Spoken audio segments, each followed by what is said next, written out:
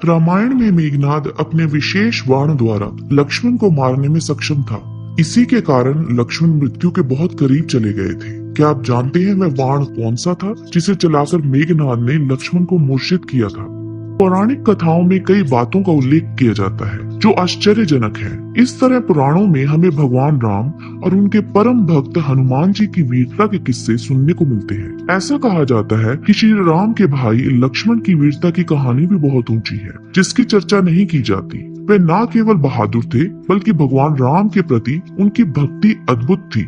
जब भगवान राम 14 साल के वनवास के बाद अयोध्या आए थे, तब अगस्त्य ऋषि उनसे मिलने के लिए अयोध्या पहुंचे और बातचीत के दौरान लंका युद्ध का जिक्र छिड़ गया। भगवान राम ने बताया कि कैसे उन्होंने रावण और कुंभकर्ण जैसे उग्र नायकों को मारा और लक्ष्मण ने मेघनाद और अतिक्या जैसे शक्तिशाली असुरों को भी मारा। अगस्त्य ऋषि ने कहा, बेशक रावण और कुंभकर्ण बहुत बहादुर थे, लेकिन सबसे बड़ा नायक मेघनाद था। उसने स्वर्ग में देवराज इंद्र से युद्ध किया और उन्हें बांधकर लंका ले आया। जब ब्रह्मा ने मेघनाद से उसे छोड़ने के लिए कहा, तो इंद्र मुक्त हो गए। लक्ष्मण ने सबसे शक्तिशाली व्यक्ति को मार डाला, इसलिए वे सबसे बड़ा योद्धा बन गया। अगले दिन मेघनाद तीनों मुख्य हथियारों यानी ब्रह्मास्त्र, नारायण के सुदर्शन चक्र और शिव की पशुपात्र यानी त्रिशूल का उपयोग करता है। इन हथियारों को सबसे घातक हथियार माना जाता है, लेकिन इन हथियारों में से कोई भी लक्ष्मण को नुकसान पहुंचाने में सक्षम नहीं था। अगस्त्य ऋषि से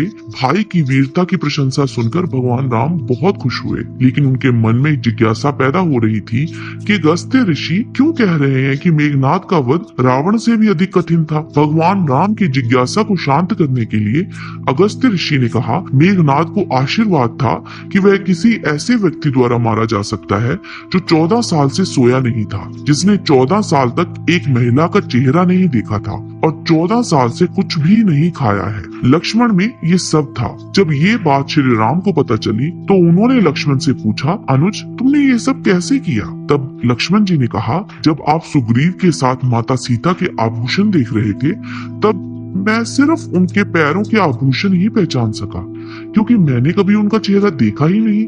वहीं जब आप सो जाते थे, तो मैं रात भर जगकर मैं आपकी रक्षा के लिए पहरेदारी करता था। लक्ष्मण ने बताया, एक बार निद्रा मेरे पास आई तो मैंने उसे अपने बाणों से पराजित कर दिया और फिर उसने ये वचन दिया कि वह 14 साल तक मेरे पास नहीं आएगी। लक्ष्मण ने 14 साल तक भूखे रहने के बारे में बताया।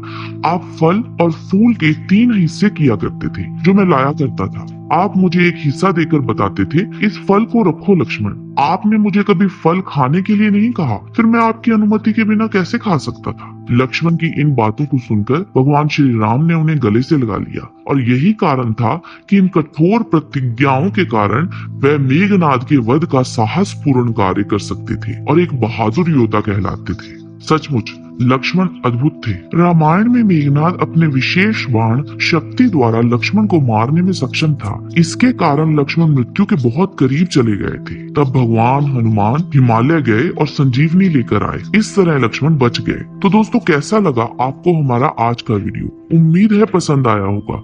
कृपया इस वीडियो को लाइक और शेयर करके हमारा उत्साह बढ़ाइए। अगर आपके पास कोई वीडियो रिक्वेस्ट है तो प्लीज कमेंट करके बताइएगा। हमें आपकी पसंद का वीडियो बनाने में बहुत खुशी होगी। आपसे मुलाकात होगी हमारे अगले वीडियो में। तब तक के लिए नमस्कार।